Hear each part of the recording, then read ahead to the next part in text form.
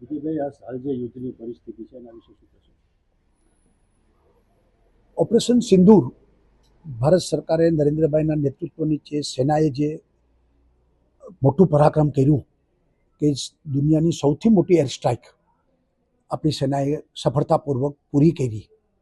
પાકિસ્તાન બોખલાઈ ગયું છે અને પાકિસ્તાન એ આતંકીઓના અડ્ડા બની ગયા છે. એ રીતે આખી દુનિયામાં એક્સપોઝ થઈ ગયું છે. અને શરમની વાત તો એ છે કે પાકિસ્તાને આ આતંકીઓના જનાજા એના લશ્કરના લોકોએ જે રીતે એને માન આપ્યા, જે રીતે એના સરકારના મંત્રીઓ આ જનાજામાં સાથે રહ્યા, એ જ દેખાડે છે કે પાકિસ્તાન જ આતંકીઓના આકા છે. પરંતુ ભારત સરકારે, મોદીજીએ નિર્ણય કર્યો છે કે આતંકીઓનો સંપૂર્ણ સફાયો કરવો છે. અને ત્યારે કદાચ પરિસ્થિતિ વધુ આગળ યુદ્ધની બને તો દેશે તૈયાર રહેવું પડે. યુદ્ધ સેના લડે છે.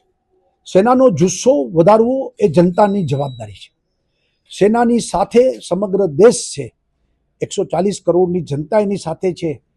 આ આપણે એ પ્રકારનો રાષ્ટ્રવાદ, એ રાષ્ટ્રભક્તિ ઊભી કરવી પડે. સાથે સાથે સરહદી ગામો, સરહદી જિલ્લાઓ, એને વધુ સાવચેત રહેવું પડે.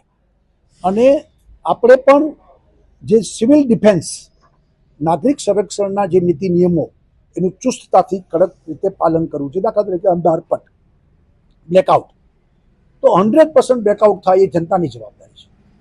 જરૂર પડી તો સેના માટે બ્લડની ચિંતા કરવી એ આપણી સૌની જવાબદારી છે. જરૂર પડે તો એનો વાહન વ્યવહાર, એને વસ્તુ પહોંચાડવા માટે આપણે બધાએ મદદ કરવી પડે. જરૂર પડે તો આપણે ત્યાંથી જતા હોય સરહદે સેના, તો એના એકદમ જેને કંઈ સાદર સન્માન એવા થાય કે જેમાં એનો જુસ્સો વધુ વધે. આ પ્રકારે નાગરિકોએ બધી ચિંતા પાછળની એ આપણે કરવી જોઈએ. ભૂતકાળમાં પણ 1971ની છેલ્લી લડાઈ અને કારગિલની લડાઈમાં પણ આપણી જનતાએ કર્યું છે. આમાં પણ હું માનું છું કે ભારતની જનતા આ બાબતમાં સ્પષ્ટ છે, ક્લિયર છે.